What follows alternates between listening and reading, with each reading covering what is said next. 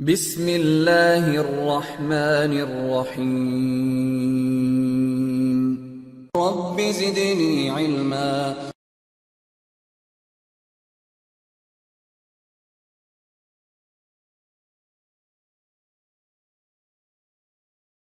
ذکر کی عادات، یہ جو رسم و رواج ہوتے ہیں، تو یہ رسم و رواج میں اصل یہی ہے کہ وہ چیز حلال ہوتی ہے۔ یہ رسم و رواج جائز ہوتے ہیں، بس صرف وہی رسم و رواج حرام ہوں گے، جائز نہیں ہوں گے جس میں حرام چیز پائی جائے، یا جس کی حرمت کی شریعت میں دلیل موجود ہو، یا جو رسم و رواج کسی خاص مذہب یا کسی خاص کمیونٹی کا پتہ دیتے ہوں، تو اس میں ان کے ساتھ مشابہت کی وجہ سے وہ بھی ایک مشہور جو حدیث ہے، من تشبہ بقوم فہو منہم، جو کسی قوم کی مشابہت اختیار کرے وہ انہی میں سے ہو جاتا ہے۔ تو ان سب کی روشنی میں اس کی حرمت کا فیصلہ کیا جاتا ہے۔ یہ قاعدہ کل ہم نے آپ کے سامنے بہت اچھی طرح سے واضح کیا، کلیئر کیا آپ کے سامنے، اس کی شرح کی آپ کے سامنے، اور اس کی مثالیں پیش کی، اور بہت سارے سوالات آئے، ان کے جوابات بھی دیے۔ اسی قاعدے سے، وہ لکھا ہوا نہیں آپ کے یہاں، چونکہ اسی قاعدے سے اس کا مطلب سمجھیے کہ اسی کا ایکسٹینشن ہے یہ جو ہم آج پیش کرنے والے ہیں۔ تو دو اور چیزیں ہیں جو اسی قاعدے سے جڑی ہوئی ہیں، وہ آج آپ کے درس میں پیش کریں گے۔ پہلی چیز جو آج درس میں پیش کریں گے وہ یہ ہے کہ اسی طرح سے یہ بھی جو ہے قاعدہ ہے، ضابطہ ہے کہ الاصل فی الاشیاء الاباحۃ، الاصل فی العقود الاباحۃ، الاصل فی الاعیان الاباحۃ۔ تو یہ ایک ضابطہ اور قاعدہ آج ہم آپ کے سامنے پیش کرنے والے ہیں۔ یہ عربی میں عبارت میں نے پیش کی، وہ لکھی بھی نہیں ہے، میں آپ کو اردو میں وہ سمجھاتا ہوں، آپ کے سامنے اردو میں وہ بات پیش کرتا ہوں کہ یہ بھی ایک قاعدہ اور ضابطہ جو اسی سے تعلق رکھتا ہے، یعنی جو پہلے ہم نے پیش کیا اسی سے یہ بھی جڑا ہوا ایک قاعدہ ہے کہ جو معاملات ہوتے ہیں، ہم انسانوں کے درمیان جو معاملات ہوتے ہیں، جو لین دین کے مسائل ہوتے ہیں، جیسے خریدنا ہے، بیچنا ہے، یہ سب اسی طرح سے یہ جو ہے ان کو عقود کہا جاتا ہے۔ عربی میں عقود کا مطلب ہوتا ہے کہ عقد کیا، ہم نے خریدا بیچا، نکاح کیا، عقد نکاح کہتے ہیں اس کو۔ تو یہ سب معاملات میں آتے ہیں، ان کو عقود کہتے ہیں عربی زبان میں۔ تو یہ جو معاملات دنیا میں کیے جاتے ہیں، ایک قوم کا دوسری قوم کے ساتھ، ایک شخص کا دوسری شخص کے ساتھ، جو ہے ایک خاندان کا دوسرے خاندان کے ساتھ، یہ جو معاملات کیے جاتے ہیں، چاہے وہ خریدنا بیچنا ہو، چاہے کوئی چیز ہبہ کرنا ہو، گفٹ کرنا ہو، ہدیہ کرنا ہو، یا یہ کہ کوئی چیز کسی سے لے لیا تھوڑی دیر کے لیے، جس کو ہم منگنی میں لینا کہتے ہیں، عاریتاً لے لیا کہ میرا کام ہونے کے بعد میں آپ کا یہ سامان واپس کر دوں گا۔ تو یہ سب چیزیں جو پائی جاتی ہیں، یہ سب معاملات میں ان چیزوں کو شمار کیا جاتا ہے۔ عقد جتنے بھی ہیں سب کی سب معاملات میں شمار کیے جاتے ہیں۔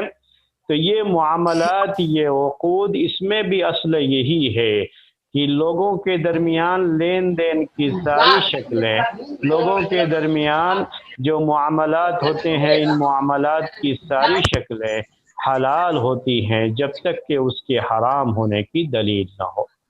یعنی وہی معاملہ حرام مانا جائے گا جو معاملہ شریعت میں حرام قرار دیا گیا ہے، وہی حرام مانا جائے گا۔ تو یہ معاملات، ان کی نئی نئی شکلیں آتی رہتی ہیں۔ کرائے پر آپ مکان لیتے ہیں، کرائے پر کوئی مکان دے رہا ہے، کرائے پر دکان لیے ہیں، کرائے پر دکان دی ہے، یہ سب کی سب کیا ہیں؟ عقد ہیں، یہ معاملات ہیں۔ ان معاملات میں نئی نئی چیزیں، نئے نئے انداز آتے رہتے ہیں۔ آج ہمارے یہاں جو نوکری کا سسٹم ہے، جو پہلے نہیں تھا، اللہ کے رسول صلی اللہ علیہ وسلم کے زمانے میں یہ نوکری کا سسٹم نہیں تھا، اجرت کا تھا۔ اجرت جو یہ بھی اجرت کی ہی ایک شکل ہے، لیکن اس زمانے میں اجرت کا کیا ہے کہ کوئی کام متعین ہو، اس کام کو آپ کریں گے، اس کی اجرت لیں گے، اس اجرت کا سسٹم تھا۔ لیکن ایک مہینے میں آپ کو تنخواہ ملے گی، اور جو ہے مہینے بھر آپ کام کریں گے، جس کو آج کل ہم تنخواہ کہتے ہیں، سیلری کہتے ہیں، یہ جو سسٹم ہے یہ اس زمانے میں نہیں تھا، لیکن یہ کیا ہے؟ معاملات ہیں، ان چیزوں کا تعلق معاملات سے ہے۔ تو یہ سب جو بھی اس طرح کی چیزیں پائی جا رہی ہیں آج جو ہے بڑی کثرت سے یہ چیز پائی جا رہی ہے کہ آدمی کسی چیز کا ٹھیکہ لے لیتا ہے کہ ٹھیک ہے یہ مکان میں اتنے جو ہے لاکھ میں بنوا کر کے آپ کے ہینڈ اوور کر دوں گا۔ طے ہو جاتا ہے مکان، جس کی زمین ہے اس سے، جس کا جو مکان بنوانا چاہ رہا ہے۔ ایک تو ہوتا ہے کہ مزدور رکھ کر کے آپ مزدور کو مزدوری دیں اور مکان خود اپنی نگرانی میں بنائیں، اور ایک یہ ہوتا ہے کہ آپ ٹھیکے پر دے دیں۔ تو ٹھیکے کا جو ہے آج کل جو اتنی کثرت سے یہ چیز پائی جا رہی ہے، تو یہ سب جو نئی نئی چیزیں قیامت تک آتی جائیں گی۔ آج جو انٹرنیٹ پر خریدنے اور بیچنے کے مسائل ہیں، پہلے نہیں تھے یہ، کیونکہ انٹرنیٹ کا سسٹم نہیں تھا پہلے۔ تو خریدنے بیچنے کی جو شکلیں پہلے تھیں، آج اس میں سے بہت سی شکلیں موجود نہیں ہیں، اور آج بہت سی نئی شکلیں آ گئی ہیں جو پہلے موجود نہیں تھی۔ تو یہ سب چیزیں ہیں، یہ سب جو ہے باتیں ہیں۔ اسی طرح سے آپ کے سامنے، یعنی آج کے اس قاعدے میں یہ سب باتیں آپ کے سامنے آئیں گی کہ آج نکاح کے کچھ نئے مسائل بھی سامنے آتے ہیں۔ پہلے جو ہے کچھ اور شکل تھی، اور آج کچھ نئے نئے مسائل بھی آ رہے ہیں، جیسے اب جو ہے کوئی ویڈیو کالنگ، ویڈیو کانفرنسنگ کے ذریعے سے نکاح کر رہا ہے، تو صحیح ہوگا یا نہیں ہوگا؟ پہلے کیا تھا کہ جو ہے بیٹھ گئے ایک جگہ پہ، قاضی صاحب ہیں یا کہیے کہ جو ہے نکاح کرانے والا اور جو ہے جس کا نکاح ہو رہا ہے وہ ہے، اور ایک جگہ پہ ہیں، سب لوگ اکٹھا ہیں، اور مجلس سے نکاح میں نکاح ہوتا تھا۔ ابھی نکاح کی یہ کچھ شکلیں ہو رہی ہیں، تو کیا ان شکلوں میں نکاح صحیح ہوگا نہیں ہوگا؟ یہ سوالات آتے ہیں۔ یہ سب کے سب کیا ہے؟ معاملات میں، ان کو عقود کہا جاتا ہے عربی زبان میں۔ عقد کا مطلب ہوتا ہے کہ دو آدمیوں کے درمیان یا دو فریق کے درمیان، دو جماعتوں اور دو گروپ کے درمیان کوئی معاملہ طے پاتا ہے، تو یہ عقد کہلاتا ہے، چاہے وہ خریدنے اور بیچنے کا عقد ہو، نکاح کا عقد ہو، چاہے جو ہے یہ اجارہ یعنی کرائے پر لینے یا دینے کا عقد ہو۔ جتنے بھی اس طرح کے عقود ہو سکتے ہیں، سب کی سب جو ہے یہ معاملات عقود کہلاتے ہیں۔ تو اصل اس میں یہ ہے کہ ہر عقد، ہر معاملہ جائز ہے۔ اس کے جائز ہونے کی دلیل نہیں پوچھی جائے گی کہ آپ بتاؤ کہ یہ جائز ہے، تو کہاں قرآن میں ہے، کہاں حدیث میں ہے؟ اللہ کے رسول صلی اللہ علیہ وسلم کے زمانے میں یہ چیز تھی، صحابہ کے دور میں یہ چیز تھی، آپ ثابت کرو۔ یہ نہیں پوچھا جائے گا اس میں، بلکہ صرف یہ پوچھا جائے گا اگر کوئی کہتا ہے کہ خریدنے اور بیچنے کی یہ شکل جو پائی جا رہی ہے یہ حرام ہے، تو اس سے یہ پوچھا جائے گا کہ اس کے حرام ہونے کی دلیل کیا ہے۔ حرام ہونے کی دلیل پوچھی جائے گی، جائز ہونے کی دلیل نہیں پوچھی جائے گی۔ یہ مسئلہ ہوتا ہے، اس کو کہتے ہیں الاصل فی العقود الاباحۃ، کہ اصل کیا ہے معاملات میں، کہ معاملات کی یہ شکلیں جائز ہوتی ہیں۔ جدید تجارتی شکلیں جائز ہوں گی اگر اس میں حرام کا کوئی مسئلہ نہ ہو، یا وہ شکل شریعت میں جو شکلیں اس زمانے میں حرام قرار دی گئی تھی ان سے اس کا تعلق نہ ہو، یا اس کے وہ مشابہ نہ ہو۔ اس کے کچھ اصول ہیں، وہ میں آپ کے سامنے پیش کروں گا، تو اس وقت ہی وہ حرام ہوگی، ورنہ جدید شکلیں قیامت تک جو بھی آتی رہیں گی تجارت کی، معاملات کی، یہ جائز شکلیں مانی جائیں گی اگر ان کے حرام ہونے کی دلیل نہ ہو۔ یہی بات چیزوں کے بارے میں ہے۔ اصل کیا ہے چیزوں کے بارے میں؟ کہ یہ چیزیں حلال ہیں۔ دنیا میں جو چیزیں بھی پائی جاتی ہیں یہ چیزیں اصل یہی ہے کہ یہ حلال ہیں، اور اگر کوئی چیز حرام ہے تو حرام ہونے کی دلیل پیش کرنا ہوگا، حلال ہونے کی دلیل نہیں پیش کرنا۔ یعنی اگر کوئی کہتا ہے کہ یہ چیز حرام ہے تو اس کو دلیل دینا پڑے گا کیوں حرام ہے، کہاں قرآن میں آیا ہے، کہاں حدیث میں آیا ہے، یا کون سا قرآن اور حدیث کا ایسا اصل ایسا جو ہے معاملہ، ایسی نص ہے جس سے آپ قیاس کرتے ہوئے یہ کہہ رہے ہیں کہ یہ حرام ہے۔ حرام ہونے کی دلیل پیش کرنی پڑے گی، حلال ہونے کی دلیل نہیں پیش کرنی ہے۔ تو اگر ہم یہ کہتے ہیں کہ یہ چیز حلال ہے، ابھی ہمارے سامنے پنکھا ہے، ہمارے سامنے اے سی ہے، یہ چیزیں ہیں، اب یہ چیز حلال ہے حرام ہے، اب کوئی کہے قرآن میں لا کر کے ہم کو دکھاؤ کہ پنکھا یہ حلال ہے، حدیث میں لا کر کے دکھاؤ کہ یہ حلال ہے، اے سی کا استعمال کرنا حلال ہے، ہمیں دکھاؤ، تو یہ سوال کیا ہوگا؟ بیتکا سوال کہلائے گا۔ یہ ایسا سوال جہالت پر مبنی سوال کہلائے گا، نادانی کا سوال کہلائے گا، اور یہ کہا جائے گا کہ آپ کچھ نہیں جانتے تو خاموش رہیے۔ اس میں جو ہے جائز ہونے کی دلیل نہیں پوچھی جاتی، بلکہ آپ سے یہ کہا جائے گا کہ اے سی اگر آپ کہتے ہو حرام ہے تو اس کے حرام ہونے کی دلیل پیش کرو۔ کرسی ہے، میز ہے، اس کا صوفہ سیٹ ہے، کوئی جتنی بھی یہ آرام کے، ابھی جو ہے ہمارے پاس یہ فریج ہے، واشنگ مشین ہے، نئی نئی چیزیں، یہ جو موبائل خود اپنے آپ میں، یہ جو نئی نئی چیزیں ایجاد ہوتی جا رہی ہیں، آتی جا رہی ہیں، کوئی پوچھے آپ سے کہ حلال ہونے کی دلیل دو تو یہ اس کا سوال غلط ہوگا۔ یہ حلال ہے آپ دلیل پیش کرو، یہ سوال غلط ہے۔ اگر کوئی کہے کہ حرام ہے تب آپ کہو کہ آپ حرام ہونے کی دلیل پیش کرو، کیوں یہ چیز حرام ہے، حرام ہونے کی دلیل پیش کرو۔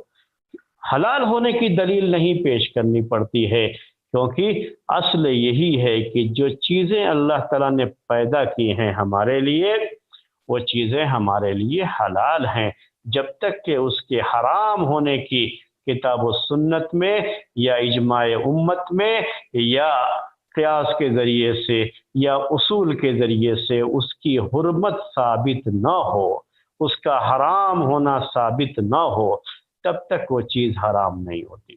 جانوروں کا یہی مسئلہ ہے، جو پودے زمین سے اگتے ہیں وہی معاملہ ہے، جو فروٹ اور پھل ہم جو ہے سبزیاں اور فروٹ اور پھل ہمارے پاس آتے ہیں، کھانے پینے کی یہ چیزیں ہوتی ہیں، ان سب کا یہی معاملہ ہے میرے بھائیوں اور بہنوں، کہ یہ چیزیں جو پیدا کی گئی ہیں اصل یہی ہے کہ یہ ساری چیزیں ہمارے لیے حلال ہیں جب تک کہ ان کے حرام ہونے کی کوئی دلیل نہ آئے۔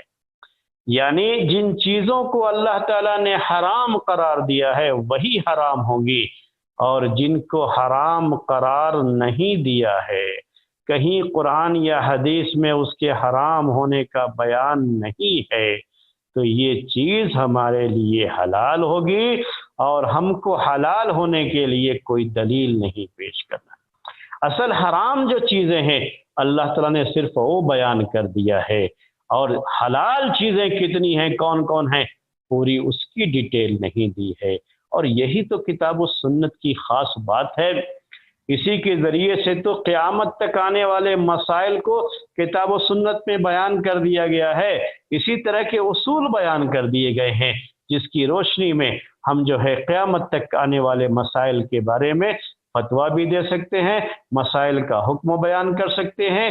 نصوص وہی ہیں، وہی قرآن ہے، وہی حدیث ہے، اتنے جو ہے قرآن اور حدیث میں پائی جانے والی یہی بنیادی باتیں قیامت تک آنے والے مسائل کے لیے حل ہیں، تو اس میں یہی اصول اور ضابطے پیش کیے جاتے ہیں۔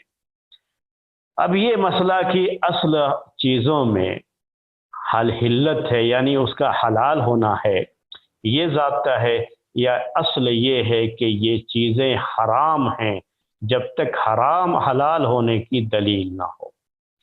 تو یہ جو قاعدہ ہے، ضابطہ، اس میں تھوڑا اختلاف ہے، اور اس اختلاف کو پہلے میں آپ کے سامنے پیش کر دوں گا، لیکن صحیح بات اس میں یہی ہے کہ یہی قاعدہ صحیح ہے کہ اصل تمام جو دنیا میں چیزیں پائی جا رہی ہیں، ان چیزوں میں اصل یہی ہے کہ یہ چیزیں حلال ہیں، ان کے حلال ہونے کی دلیل پیش کرنے کی ضرورت نہیں ہے، اور اگر کوئی چیز حرام کوئی کہتا ہے تو اس کو حرام ہونے کی دلیل پیش کرنی پڑے گی۔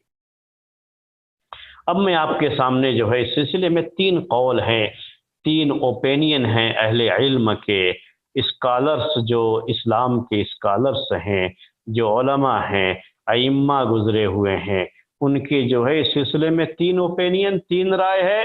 وہ تینوں رائے میں آپ کے سامنے پیش کرتا ہوں۔ پہلی رائے یہی ہے جو یعنی کہہ لیجیے کہ میجارٹی آف اسکالرس، جو اسکالرس کی ایک بڑی جماعت، علماء کی ایک بڑی جماعت یہی کہتی ہے، اسی ضابطے کی قائل ہے اور اسی پر ہم بھی چلتے ہیں، اسی پر آپ کو بھی چلنا ہے کہ دنیا میں جو چیزیں پائی جاتی ہیں اس میں اصل یہی ہے کہ ہر چیز ہمارے لیے حلال ہے جب تک کہ اس کے حرام ہونے کی دلیل نہ آئے۔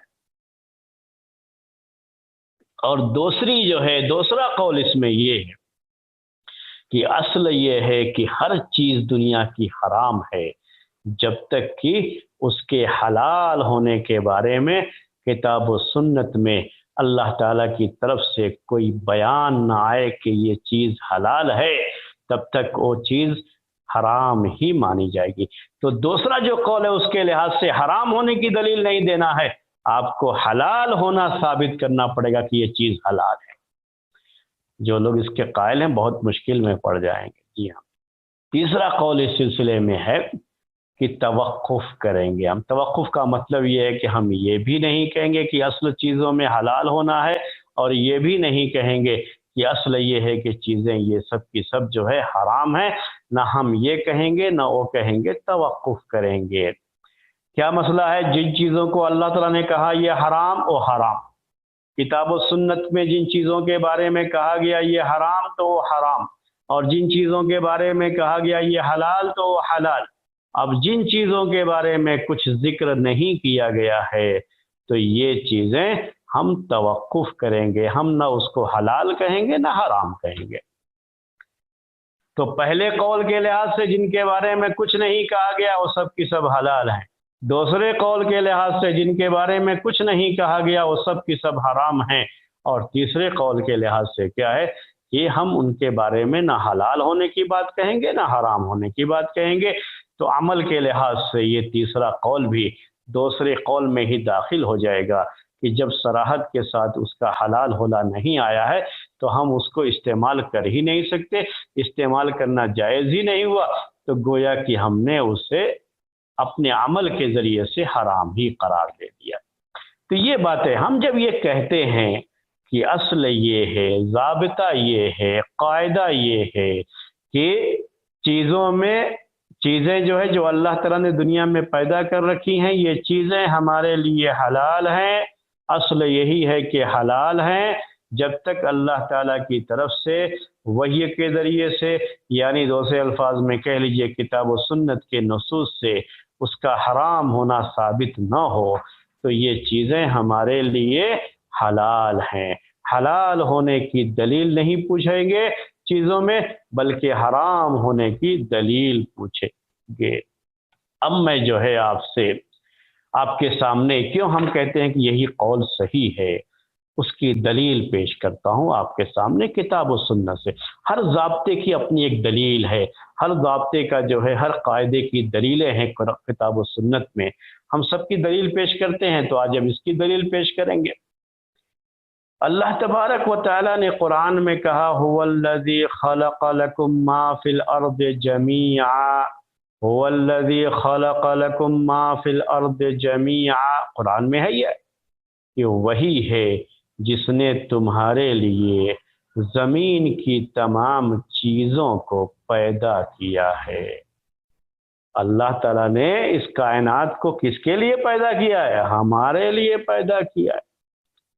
اب ہمارے لیے پیدا کیا ہے اور ہمارے لیے اس کا استعمال ہی جائز نہ ہو تو پھر ہمارے لیے پیدا کرنے کا مقصد کیا ہو، فائدہ کیا ہوا؟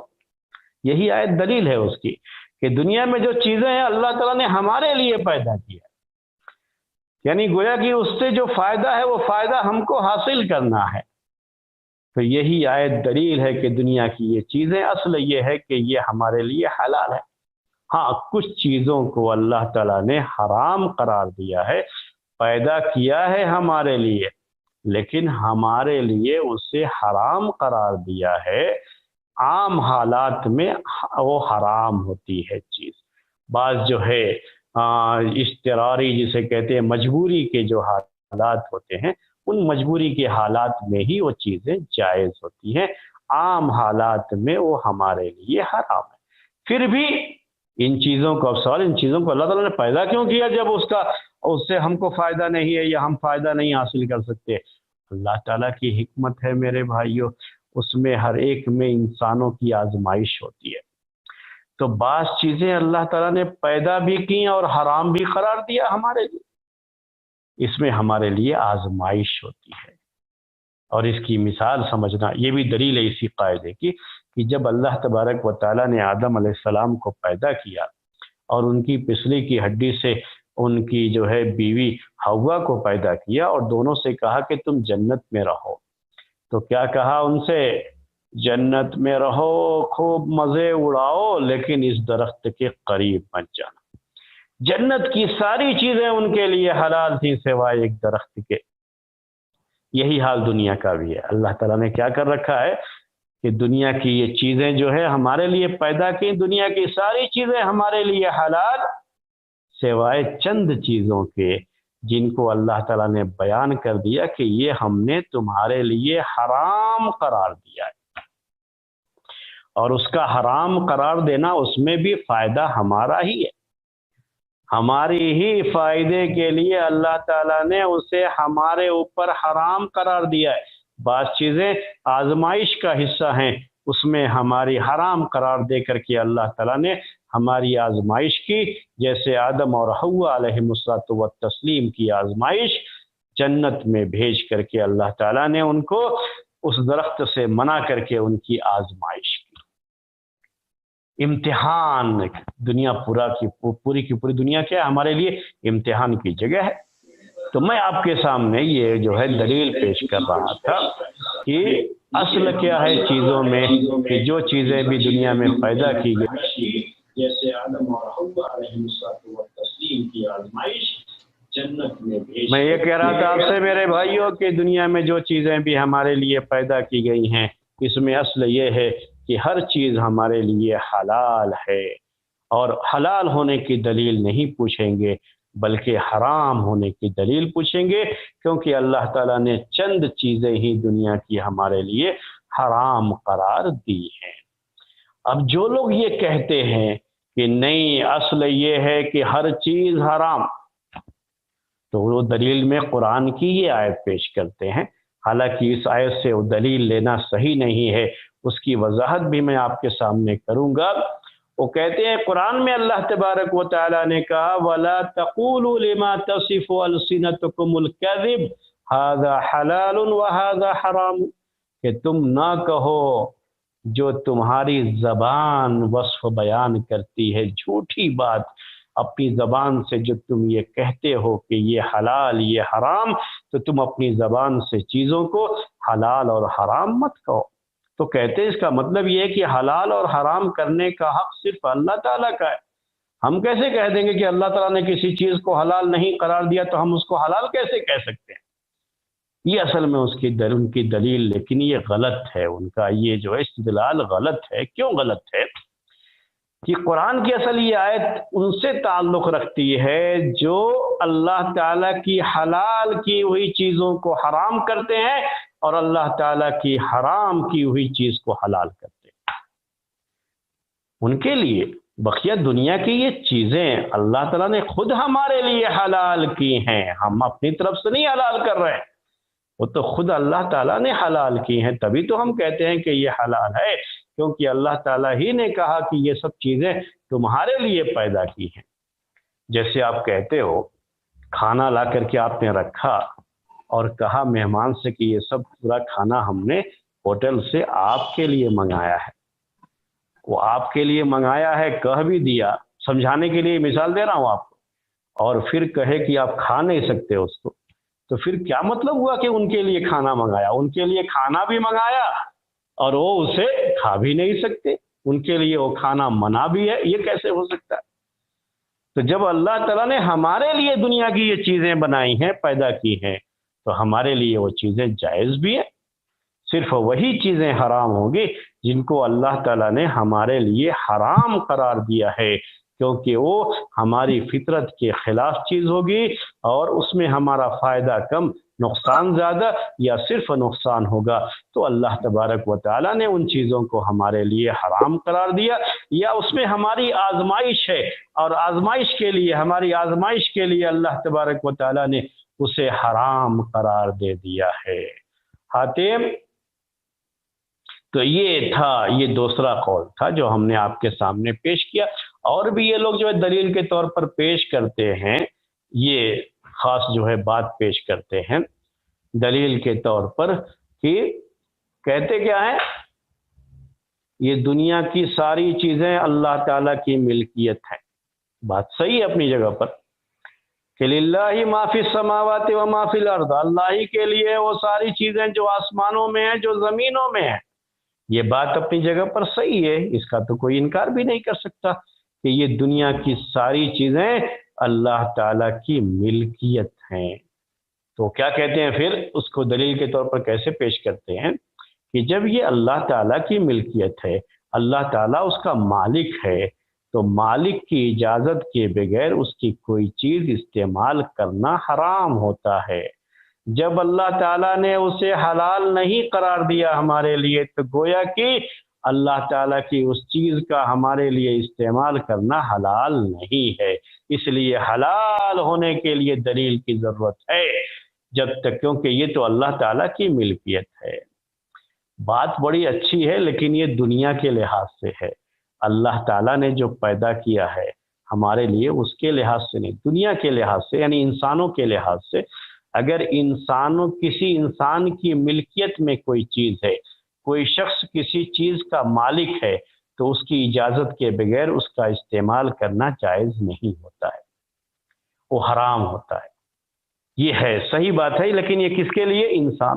اللہ تعالیٰ نے ہمارے لیے پیدا کیا ہے، اور اس نے ہمارے لیے اس کو جائز قرار دے دیا ہے، تو یہ اس کی اجازت ہے۔ یعنی اس کا کہہ دینا کہ ہم نے تمہارے لیے پیدا کیا ہے دنیا کی یہ چیزیں، کائنات کی یہ چیزیں، تو یہ خود اس کی طرف سے اجازت ہو گئی کہ وہ ہمیں کہہ رہا ہے کہ ہم تم کو اجازت دیتے ہیں کہ تم ان چیزوں کو استعمال کرو، اس سے فائدہ اٹھاؤ، صرف ہم نے جن چیزوں سے منع کیا ہے اسی سے آپ کو رک جانا ہے۔ تو یہ اصل قاعدہ ہے میرے بھائیو، اصل ضابطہ ہے یہ، کہ چیزوں کے بارے میں اصل یہ ہے کہ یہ حلال ہیں جب تک کہ ان کے حرام ہونے کی دلیل نہ ہو۔ اس لیے کوئی چیز اگر آج نئی دنیا کے اندر آ رہی ہے، نئی نئی چیزیں آ رہی ہیں جو پہلے نہیں تھیں، اللہ کے رسول صلی اللہ علیہ وسلم کے زمانے میں نہیں تھی، اس لیے آپ نے اسے استعمال نہیں کیا ہے، آپ نے اسے نہیں کھایا ہے، یا اس زمانے میں وہ چیز نہیں کھائی گئی، وہاں موجود نہیں تھی، تو چاہے وہ جانور ہوں، چاہے جو ہے سبزیاں ہوں، چاہے وہ جو ہے غلے ہوں، چاہے فروٹ ہوں، کسی بھی شکل کی دنیا کی جو یہ چیزیں ہیں، ان سب کا استعمال ہمارے لیے جائز ہے یا نہیں؟ تو کیا ہے، ہم کو دلیل نہیں پیش کرنی ہے کہ یہ جائز ہے، ہم کو دلیل یہ پیش کرنی ہوتی ہے کہ اگر ہم یہ کہیں کہ یہ حرام ہے تو حرام ہونے کی دلیل پیش کرو، حلال ہونے کی دلیل نہیں پیش کرنا۔ اب میں آپ کو مثالیں دیتا ہوں اس کی۔ آج کے اس دور میں یہ تو بہت زیادہ جو ہے معاملہ ہے یہ، اور بہت زیادہ یہ چیزیں دنیا میں ہیں، نئی نئی چیزیں جو آ رہی ہیں، ان کا استعمال، وہ چیزیں، ایسی طرح سے بہت سارے جانور ہیں آج جو ہے ہم کو پتہ ہے کہ یہ جانور ہے، یہ جانور ہے، یہ جانور ہے۔ تو بعض جانوروں کے بارے میں تو ہے صراحت سے کہ یہ حلال ہیں، کھانا جائز ہے، لیکن بعض کے بارے میں کوئی بات آئی ہی نہیں ہے، نہ قرآن میں نہ حدیث میں۔ کہیں اس کے اور جو قرآن یا حدیث میں کچھ اصول بیان کیے گئے ہیں بعض جانوروں کے حرام ہونے کے لیے، خاص صفتیں ذکر کی گئی ہیں، تو اس اصول کے تحت بھی وہ نہیں آتے۔ تو میں آپ کو ایک دو مثالیں پیش کرتا ہوں اس کی۔ جیسے آپ جو ہے کہتے ہیں، جو ہے جرافے جسے کہتے ہیں آپ آج کی زبان میں، جرافے کا کھانا جائز ہے یا جائز نہیں ہے؟ قرآن اور حدیث میں کہیں اس کا بیان نہیں آیا ہے، اس کے جائز ہونے کا یا حرام ہونے کا۔ تو ہم کیا کہیں گے، جو آج کا ضابطہ ہے یہی دلیل ہے اس کے لیے کہ چونکہ قرآن میں اس کے حرام ہونے کی کوئی جو ہے بات نہیں کہی گئی، احادیث میں حرام ہونے کی بات نہیں کہی گئی ہے، اور جو اصول حرام ہونے کے بیان کیے گئے ان اصول میں بھی یہ جو ہے جانور نہیں آتا ہے، تو یہ حلال ہے۔ کیا کہیں گے؟ حلال ہے۔ حلال ہونے کے لیے دلیل نہیں چاہیے۔ کوئی کہے کہ حرام ہے تو بتائیے کیوں حرام ہے؟ کہیں قرآن میں کوئی آیت ہے، حدیث میں کہیں یہ حکم ہے، یا جو حدیث میں اصول ہیں کہ جو ہے اس طرح کے جانور حرام ہوتے، کیا اس کے تحت یہ چیز آتی ہے؟ آپ کو دلیل پیش کرنا پڑے گا۔ تو اس اصول کے تحت یہ جرافے کیا ہے؟ حلال ہے۔ ہاتھی، دوسرا مسئلہ کیا ہے؟ ہاتھی کا۔ ہاتھی کے بارے میں آپ نے بہت سنا ہوگا۔ ہاتھی ایک مرتبہ جو ہے اگر ذبح کر لیں کہیں پہ تو شاید پورے محلے کے لوگ گوشت کھائیں آرام سے۔ تو ہاتھی کا گوشت کھانا جائز ہے یا نہیں ہے؟ سوال آتا ہے۔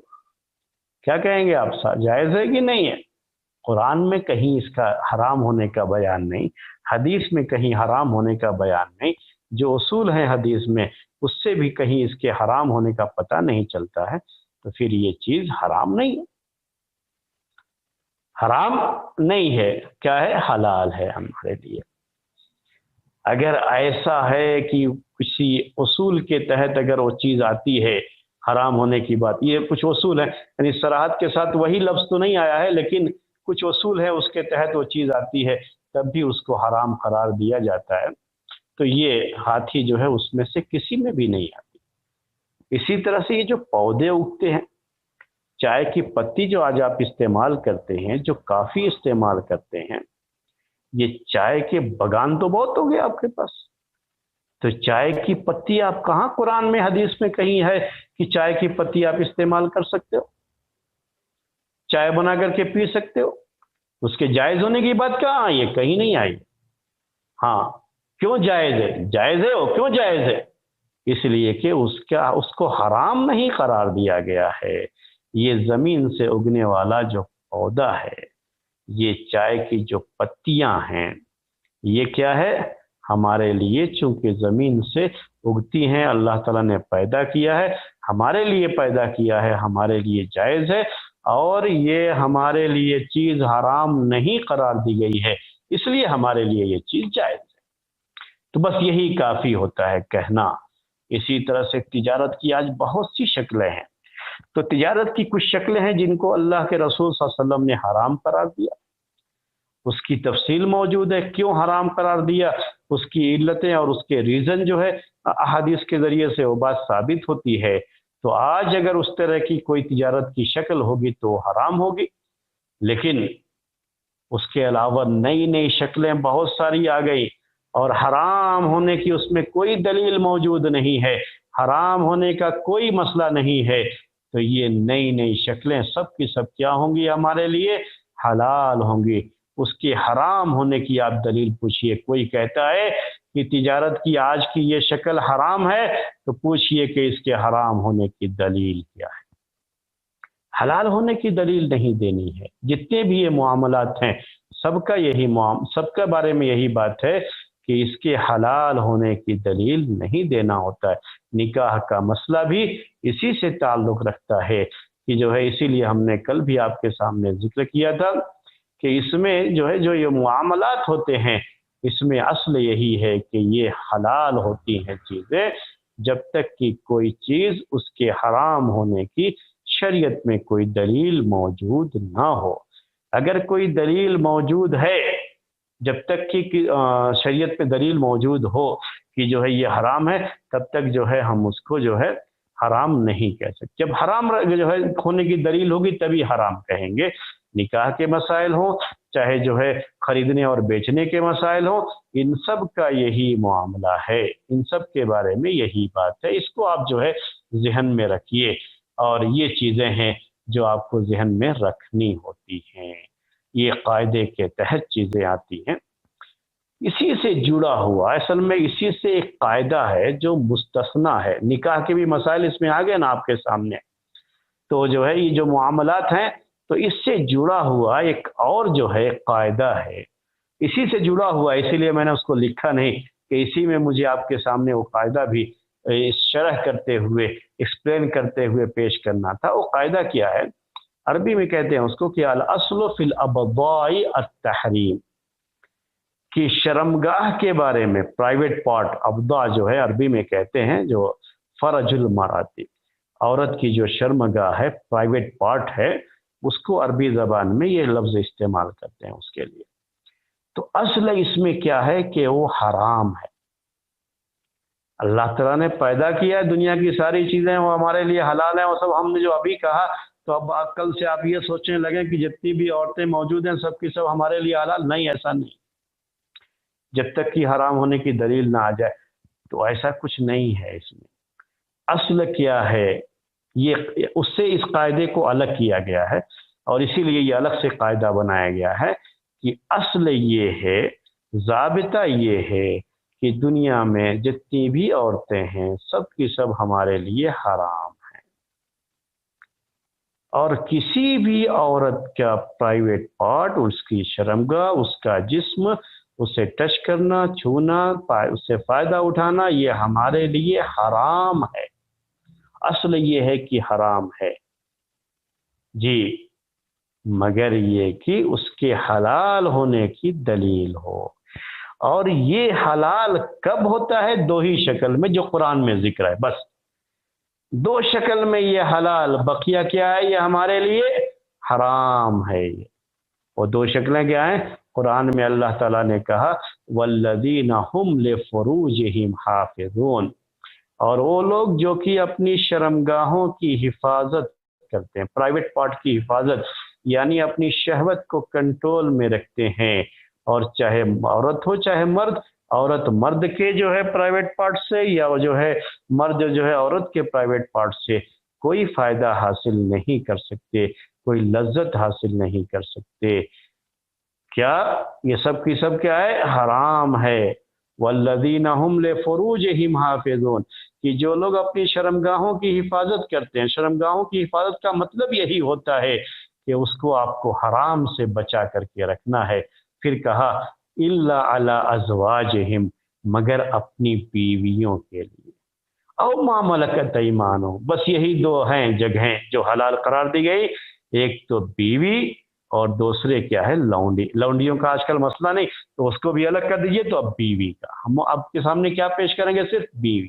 اب لوگ بولتے تو یہ کیا ہے کہ یہ صرف اگر کوئی چیز اس میں کسی کی شرمگاہ جو ہے پرائیویٹ پارٹ اگر حلال ہے، تو یہ جو شادی شدہ جوڑے ہوتے ہیں جن کا نکاح صحیح ہو، عقد نکاح صحیح ہو، عقد کیا ہے نکاح کا اور وہ صحیح عقد ہے، تو صرف اسی مرد کے لیے اس عورت سے فائدہ اٹھانا، اس عورت کا اس مرد کی شرمگاہ سے فائدہ اٹھانا، صرف اتنا ہی جائز ہے۔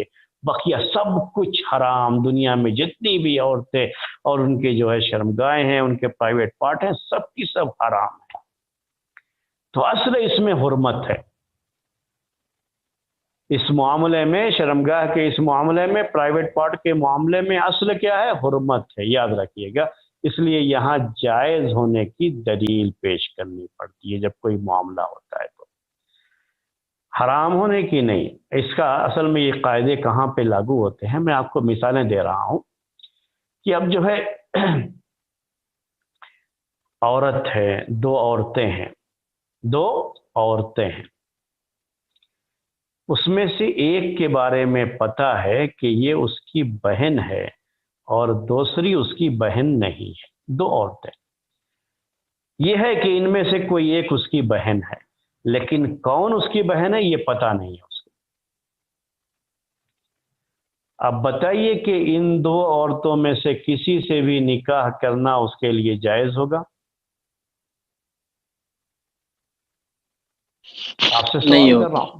ہاں، نہیں ہوگا، نہیں ہوگا۔ کیوں نہیں ہوگا؟ اس کے لیے یہی قاعدہ ہے اصل میں، کہ اب مسئلہ یہاں یہ ہے کہ اصل اس میں یہ ہوتا ہے، اصل یہ ہے یعنی ابضاء میں جس کو کہتے ہیں شرمگاہ کے تعلق سے، کہ اصل کیا ہے، ضابطہ کیا ہے کہ وہ حرام ہے ہمارے لیے۔ اب یہاں حلال جو ہے ہمارے لیے کیا ہے کہ اگر وہ بہن نہیں، جو محرمات ہیں نکاح کے، ان کے علاوہ جو عورتیں ہیں ان سے وہ نکاح کر سکتا ہے۔ اب یہاں ان دونوں عورتوں میں سے کوئی ایک بہن ہے اس کی اور اسے پتا نہیں ہے کہ کون ہے. اسی لیے اب جو یقین ہے کہ ان میں سے کوئی ایک اس کی بہن ہے، یہ یقین اسی وقت ختم ہوگا جب دوسرا یقین آ جائے کہ یہ اس کی بہن ہے اور یہ اس کی بہن نہیں ہے. ابھی اس کے پاس یہ یقین نہیں ہے کہ جو ہے کون اس کی بہن ہے کون اس کی بہن نہیں ہے. تو یہاں صرف جو شبہ آ گیا ہے، شک آ گیا ہے، یہی کافی ہے اس جو ہے قاعدے پر عمل کرتے ہوئے کہ شرمگاہ میں اصل یہی ہے کہ یہ حرام ہوتی ہے. اس میں سے کسی بھی لڑکی سے وہ نکاح نہیں کر سکتا، جائز نہیں ہے اس کے لیے نکاح کرنا. دوسری میں مثال پیش کرتا ہوں آپ کو. دو عورتیں ایک ہی شکل کی ہیں، جیسے جڑواں مرد ہوتے ہیں نا، جڑواں عورتیں بھی ہوتی ہیں. تو جڑواں ایک ہی طرح کی دو عورتیں، اس کا ایک سے نکاح ہوا ہے، اس کی بیوی ہے، اور اسی شکل کی ایک دوسری عورت آ گئی. اس کو پہلے سے پتا نہیں تھا تو آئی، اس کی بیوی بھی وہاں پر ہے اور دوسری عورت بھی ہے. اب یہ پتا نہیں ہو رہا ہے کہ اس میں اس کی بیوی کون سی ہے. دونوں میں سے ہر ایک کہہ رہے کہ میں تمہاری بیوی. اور ویسے جڑواں جو ہوتے ہیں تو کبھی کبھی شکل اتنی مل جاتی ہے کہ فرق کرنا نہیں ہو پاتا ہے کہ فرق کر سکیں کہ دونوں میں سے کون جو ہے بیوی ہے کون نہیں. اگر اس میں سے کوئی ایک ہی کہتی ہے کہ میں بیوی ہوں آپ کی، اور دوسری کہتی ہے نہیں میرے سے نہیں، میں بس ان کی بہن ہوں اور جو ہے مجھ سے آپ کا نکاح نہیں ہوا، تب تو کوئی مسئلہ نہیں. یہ مسئلہ کب آتا ہے کہ جب دونوں یہ دعویٰ کر دیں کہ میں ہی بیوی ہوں. تو اب اس کے لیے دونوں میں سے کسی کے ساتھ بھی ہم بستری کرنا جائز نہیں ہے جب تک کہ یہ ثابت نہ ہو جائے کہ کون اس کی بیوی ہے. حالانکہ ایک سے نکاح ہوا ہے اور وہ اس کی بیوی ہے، اس سے اس کا جو ہے ہم بستری کرنا جائز ہے، لیکن اب یہاں جب یہ شکل آ گئی تو نہیں کر سکتا ہو. پہلے لوگ اس طرح کی مثالیں بھی کتابوں میں پیش کیے ہوئے ہیں کہ اس کی بیوی جو ہے اور چند عورتیں ہیں، ان عورتوں میں سے کوئی ایک اس کی بیوی ہے. تو پہلے لوگ شادی کے موقع پر عورتوں کو دیکھتے، شادی کے موقع پر ہمارے مطلب ملک میں یہ رہا ہے پہلے کہ وہ گھر کے لوگ تو دیکھ لیتے تھے لیکن شوہر کو نہیں دکھانی. اس لڑکے کو جس کا نکاح ہونے والا ہے اس سے جو منگیتر ہے اس کو نہیں دکھاتے تھے. وہ تو جو ہے سہاگ رات میں ہی دیکھے گا، اس سے پہلے نہیں دیکھ سکتا. تو یہ چیزیں رہی ہیں، تو اس کو ذہن میں رکھیں گے تو یہ مثال آپ کو سمجھ میں آئے گی. اب جو ہے آدمی کہیں گیا ہے جس کا نکاح ہوا تھا، ابھی جو ہے بیوی اس کے پاس آئی نہیں، نکاح صرف ہو گیا تھا تو نکاح ایسے ہو جاتا تھا نام سے. اب جو ہے وہ ایک جگہ پہ 4-5 لڑکیاں ہیں، ان میں سے کوئی ایک اس کی بیوی ہے، لیکن اس کو یہ پتا نہیں کہ کون میری بیوی ہے، نکاح کس کے ساتھ میرا ہوا ہے یہ اس کو پتا نہیں ہے. کسی کے ساتھ بھی اس میں سے وہ ہم بستری نہیں کر سکتا، کیونکہ اصل یہی ضابطہ، یہ قاعدہ وہاں پر آتا ہے کہ یہ سب چیز چونکہ اس کا جو ہے شرمگاہ سے تعلق ہے، اور یہ جو قاعدہ اور ضابطہ بنایا گیا وہ اس لحاظ سے بھی بنایا گیا ہے کہ جو شریعت کے مقاصد ہیں ان میں سے ایک مقصد یہ بھی ہے کہ نسل کی حفاظت.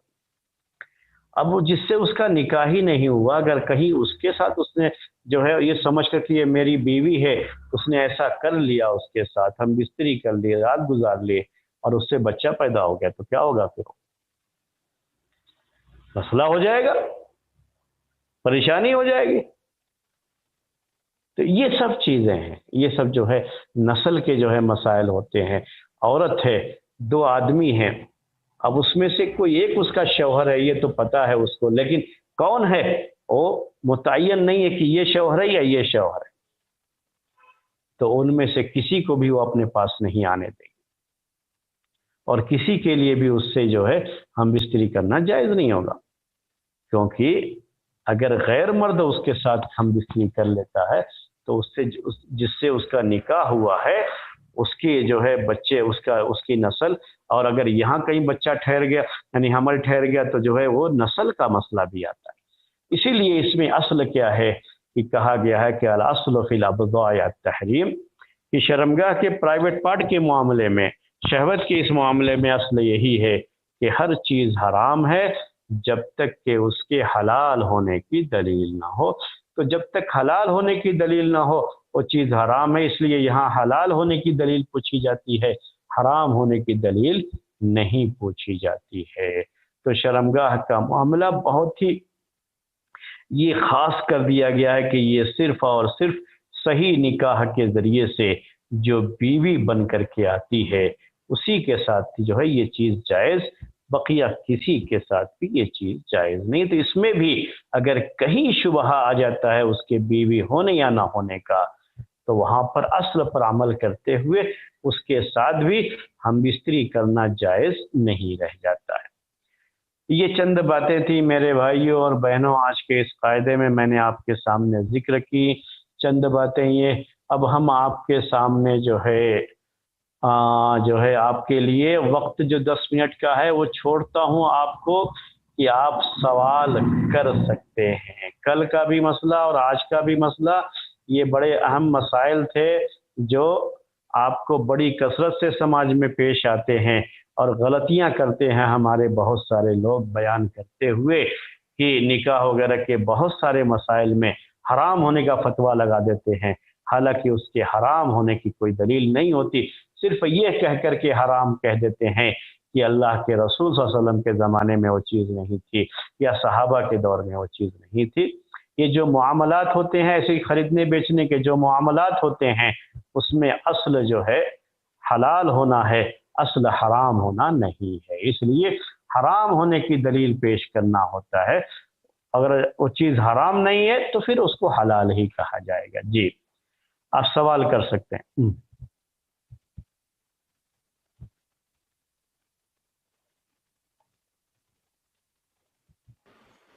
السلام علیکم. وعلیکم السلام.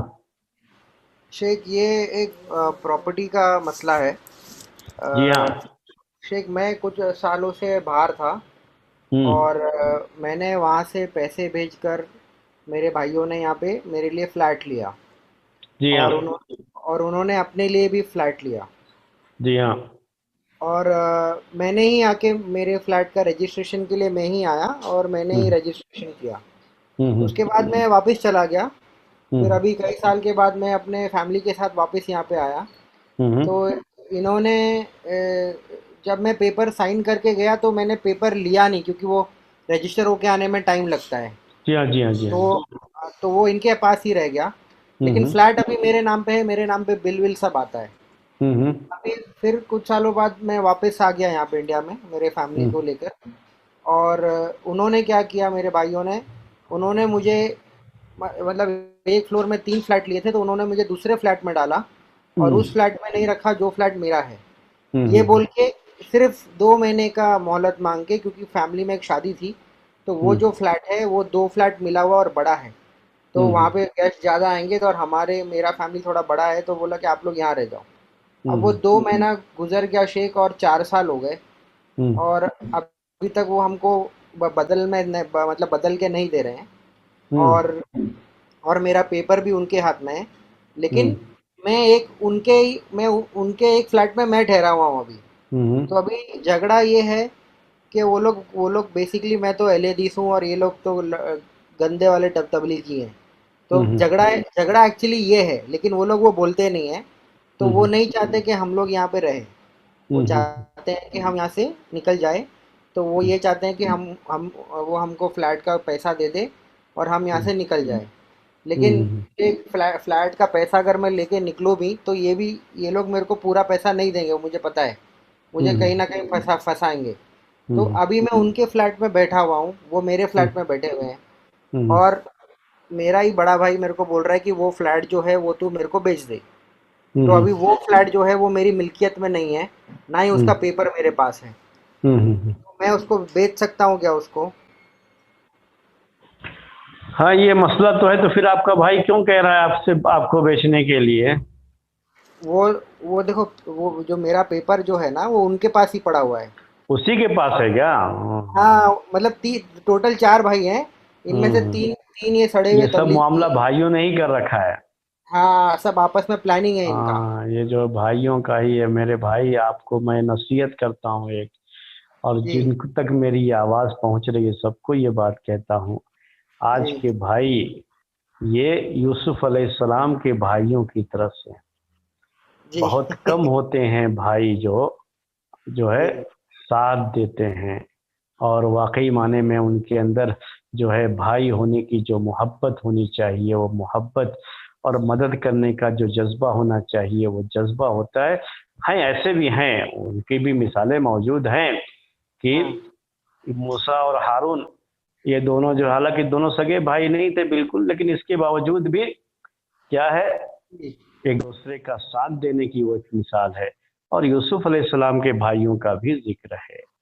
तो याद रखिए, आप सब लोग इस बात को याद रखिए कि जी आप भाइयों पर आज के इस दौर में भरोसा मत कीजिए, उन पर भरोसा करके कोई मामला मत कीजिए। जो भी मामला हो, जो मामले के उसूल और ज़ाब्ते हैं, जैसे आप किसी भी अजनबी के साथ मामला करते हैं, उसी तरह से आप मुकम्मल तरीके से अपने रिश्तेदारों के साथ भी मामला कीजिए, वरना इस तरह के हालात से दो चार होना पड़ेगा जैसे हमारे ये भाई जो है इस वक्त इसको लेकर के परेशान। जी अब जहाँ तक मसला है इनके कब्जे का और जो है पेपर होने का, आप बेच सकते हैं उनको। असल में अच्छा शरीयत में आपका वो फ्लैट आपका उनको बेचना, ये हम्म, बेचना आपका जायज़ है, इसमें जी कोई मसला नहीं है, ये कोई परेशानी की बात नहीं है। ओके लेकिन असल परेशानी इसमें यह है कि पेपर भी उनके पास है, कब्जा भी उनके पास है, तो जी आपको रकम पूरी देंगे या नहीं देंगे। हालांकि जी मिल्कियत जी आपकी है, यानी जी ओनरशिप आपकी है, क्योंकि आपके नाम से बुक है जी और आपके नाम से बिल है। आप कहीं भी कोर्ट में कहीं भी जो है साबित कर सकते हैं कि ये आपका है। जी बिल्कुल, वो मैं कर सकता हूँ। तो वो चीज़ आपकी है, आप उसे बेच भी सकते हैं। जी लेकिन उन्होंने जो आपको धोखा दिया है, जी क़यामत के दिन उनकी पकड़ होगी इसके ऊपर। शेख, मैं तो ऐसे मैंने धोखे लोग बहुत खा चुके हैं। तो मैंने एक नसीहत की आपको। देखिए, पहली बात तो ये थी, अभी आपका जवाब पूरा असल में नहीं हुआ। जी अब आपकी एक्चुअल में सिचुएशन ये है कि आप जी उनके फ्लैट में हैं, वो आपके फ्लैट में है। जी बिल्कुल बिल्कुल।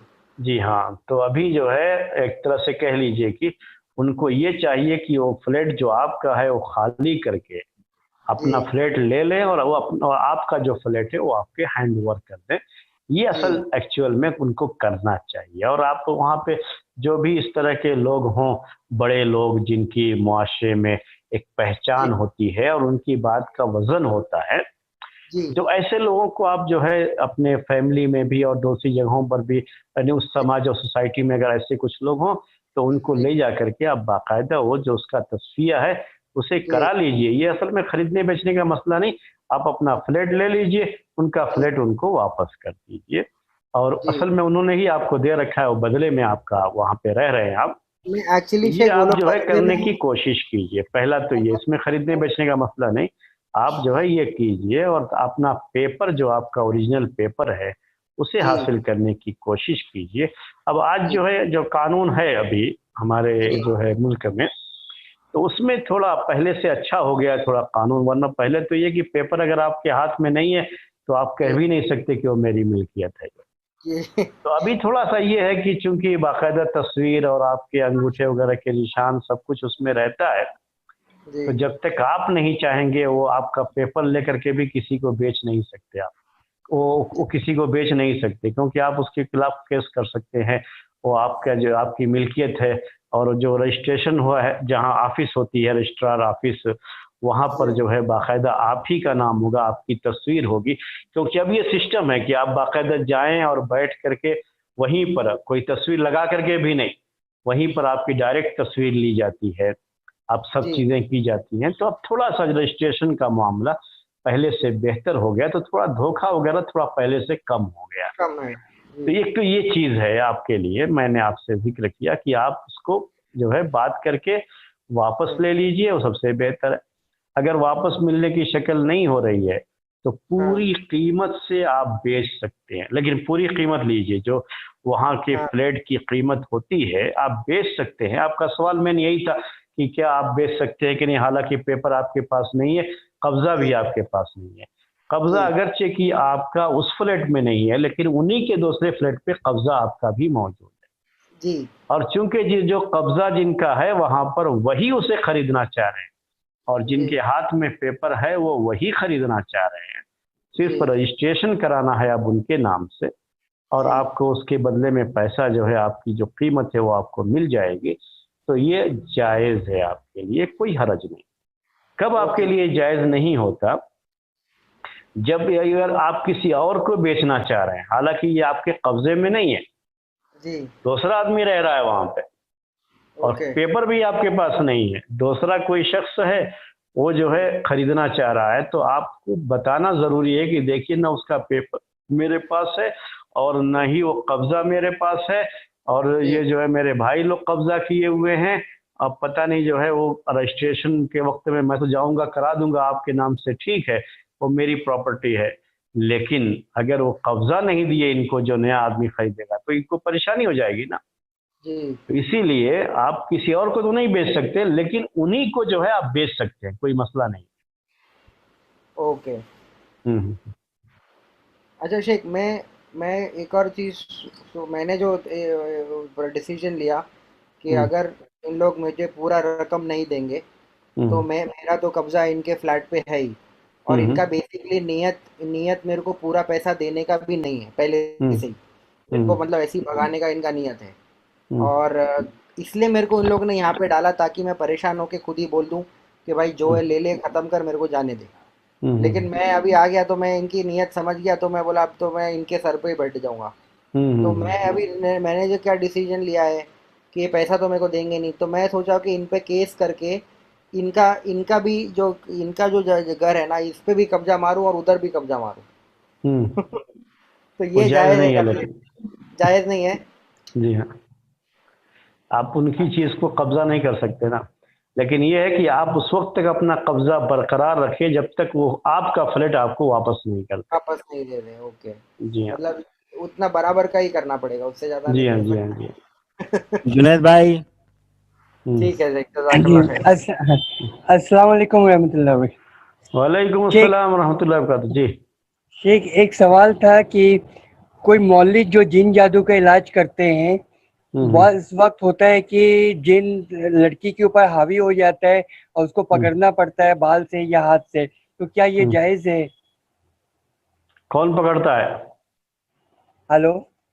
کون پکڑتا ہے اس کو، لڑکی کو؟ جن چھڑانے والا اگر پکڑتا ہے؟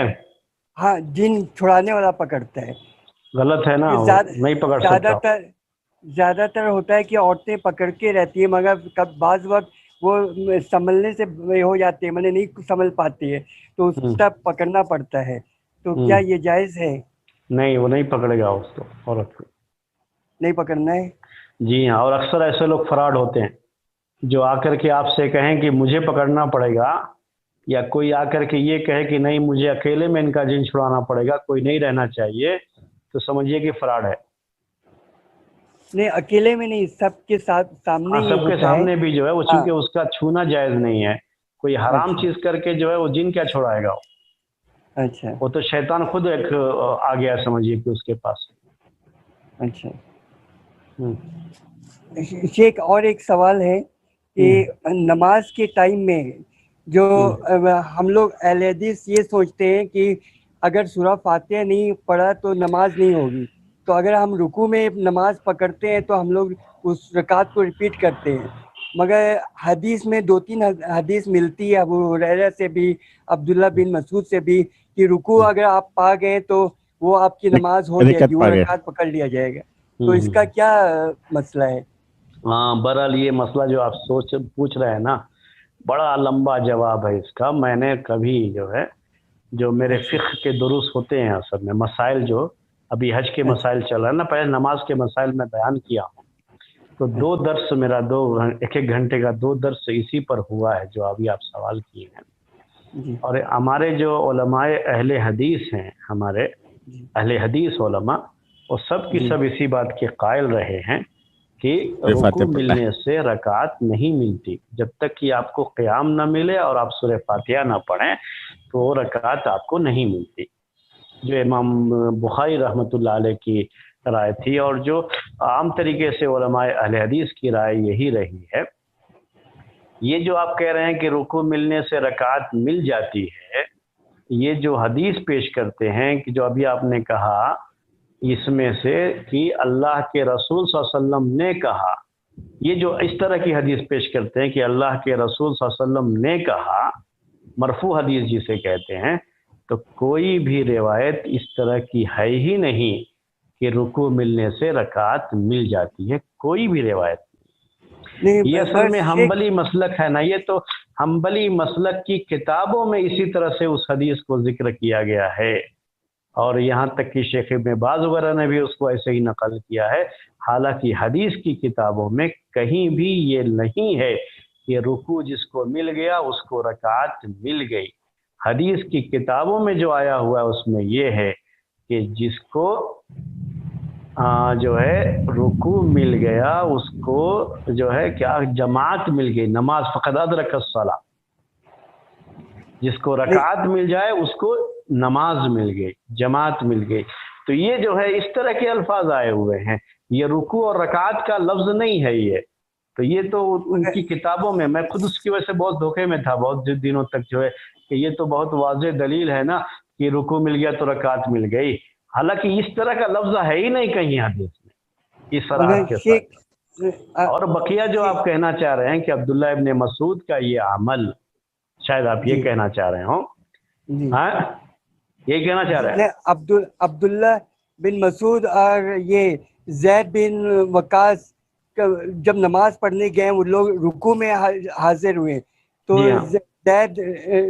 زید جو تھے وہ نماز دہرانا چاہیں تو عبداللہ بن مسعود نے ان کا ہاتھ پکڑ کے کھینچ لیا. جی ہاں، یہ جو ہے نا اب اس کا مطلب کیا ہوا کہ عبداللہ ابن مسعود کی یہ رائے، جو مشہور صحابی ہیں عبداللہ ابن مسعود، تو ان سے یہ بات ثابت ہے. وہ اس بات کے قائل تھے کہ اگر رکوع مل گیا تو رکعت مل گئی. وہ اس بات کے قائل تھے. بات سمجھ میں آ گئی آپ کو؟ لیکن اللہ کے رسول صلی اللہ علیہ وسلم نے یہ بات کہی ہے، یہ ثابت نہیں ہے. میں اصل یہ آپ کو واضح کرنا چاہتا ہوں، پہلے اس کو نوٹ کر لیجیے گا. جی عبداللہ ابن مسعود کی بات وہ ثابت ہے. جیسے رفع یدین نہ کرنا، جو احناف رفع یدین نہیں کرتے جو ہے رکوع کے وقت میں اور جو ہے رکوع سے اٹھنے کے وقت میں، تو عبداللہ ابن مسعود سے یہی ثابت ہے کہ وہ نہیں کرتے تھے تو اس لیے وہ نہیں کرتے ہیں احناف بھی. تو یہاں پر بھی تو یہ مسئلہ ہے نا کہ عبداللہ ابن مسعود جو ہے رفع یدین بھی تو نہیں کرتے تھے. کرتے تھے وہ رفع یدین؟ بولیے. کرتے تھے بھائی. عبداللہ ابن مسعود کرتے تھے. صحابی رسول ہے تو ضرور کرتے ہوں گے. تھے وہ جو احناف نے جو یہ مسئلہ دیا ہے کہ رکوع میں جاتے ہوئے رفع یدین نہیں کریں گے، رکوع سے اٹھنے کے بعد رفع یدین نہیں کریں گے، تو انہوں نے کن کا عمل لیا ہے؟ عبداللہ ابن مسعود ہی کا عمل لیا ہے. اس کو یہ سب چیزیں جاننی پڑتی ہیں ہم کو جو ہے. اسی لیے تب کوئی بھی مسئلہ، اس لیے ہم نے کہا کہ اس سوال کا جواب آپ کا نا 2-3 گھنٹے لگیں گے مجھے پورا سمجھانے کے لیے. انشاءاللہ شیخ اس پہ ہم لوگ بات کریں. عبید الرحمان صاحب، عبید الرحمان صاحب، عبید الرحمان صاحب آپ ہاتھ اٹھائے ہوئے ہیں. عبید الرحمان. جنید بھائی السلام علیکم. السلام. وعلیکم السلام ورحمۃ اللہ وبرکاتہ. جی کیسے ہیں شیخ؟ ہاں الحمدللہ. آپ کیسے ہیں جناب؟ خیریت ہے؟ جی الحمدللہ شیخ. بڑے دنوں کے بعد آپ کی جو ہے ہم نے شکل دیکھی. آج جو ہے اسکرین پر آپ کی شکل نظر آ رہی ہے. ماشاء اللہ تبارک اللہ. نہیں، اس سے پہلے بھی 1-2 دن آیا تھا. سے رکھے اور جو ہے آمین آپ کی آمین. عمر میں برکت دے. آپ کے یہاں شاید جو ہے اس میں جو ہے جامعہ عالیہ کلکتہ میں کچھ پروگرام وغیرہ تھے شاید. آج کل میں کچھ خبروں میں پڑھ رہا تھا تو شاید اس میں بزی رہے ہوں گے. ہاں جی ابھی بس لاسٹ میں ہوں اس میں، ابھی بھی کام چل رہا ہے کچھ. تو شیخ آج کے قاعدے کے حساب سے ایک مسئلہ جاننا تھا. وہ جیسے برتھ ڈے وغیرہ ہے जी हाँ, या टीचर्स डे कल आया था ये मनाया मसला जाता है? बर्थडे वगैरह का, जितने भी इस तरह के हैं, हमने कल बता दिया था ये कि जितने भी डे कहलाते हैं ना, बर्थडे जी जी हो, पेरेंट्स डे हो, या जो है और भी बहुत सारे डे, वैलेंटाइन डे हो, जितने भी इस तरह के डे मनाए जाते हैं, इन जी जी शरीयत में इसकी कोई गुंजाइश नहीं है। जितने भी डे मनाए जाएं, इसकी कोई गुंजाइश नहीं है।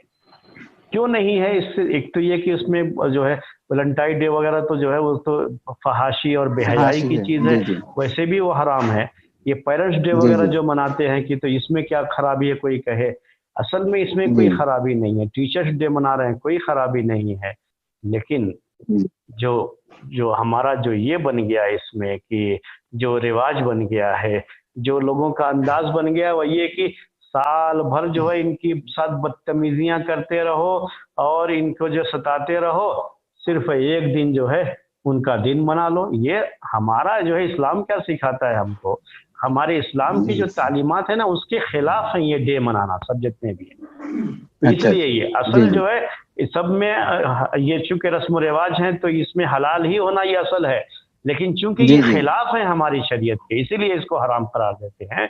क्यों खिलाफ है? ओ कि ये चीजें हमें रोज करनी है, किसी एक दिन के लिए नहीं है, ये रोज की चीजें हैं, तो हमें जी रोज जी करना है। ये एक दिन मनाने से क्या होता है कि दूसरे दिनों में तो उनके हुकूक का कोई ख्याल नहीं, और एक दिन खास तरीके से शादी की सालगिरह है तो खूब बीवी को जो है तोहफे तोहफ़ दे दिए, कहीं होटल में ले गए, खाना वाना खा लिए, और साल भर जो है उसको पूछते रहो, तो ये तो गलत चीज है ना।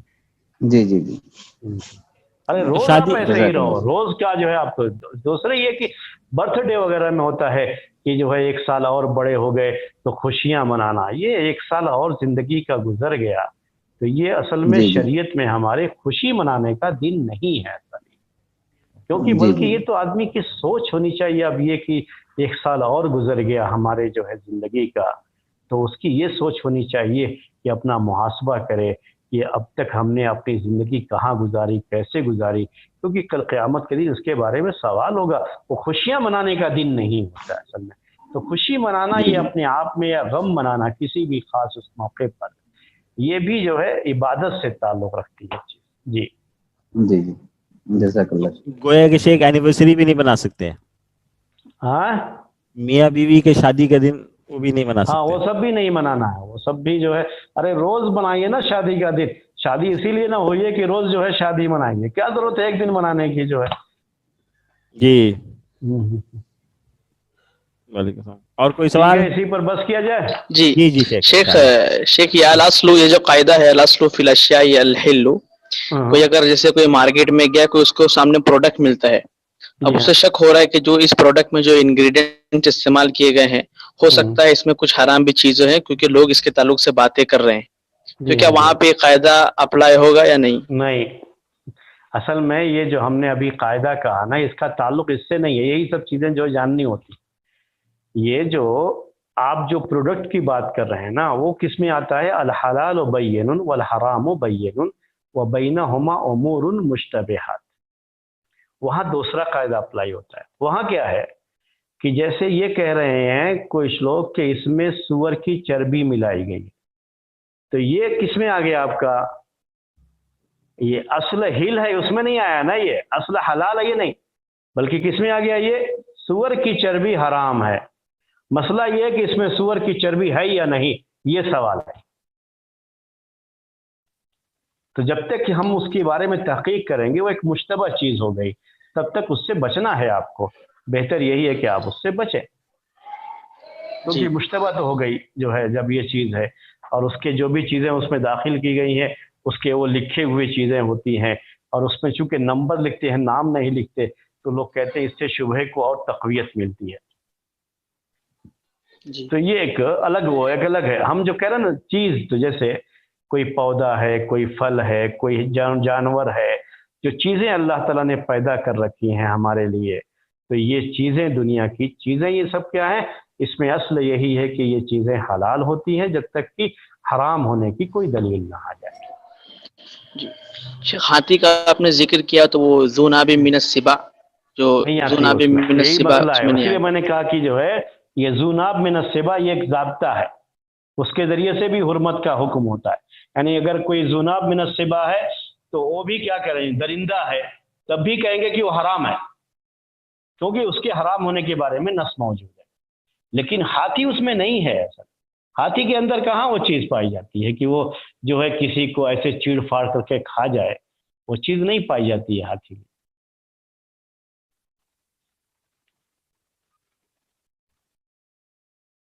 جی بس کیا جائے.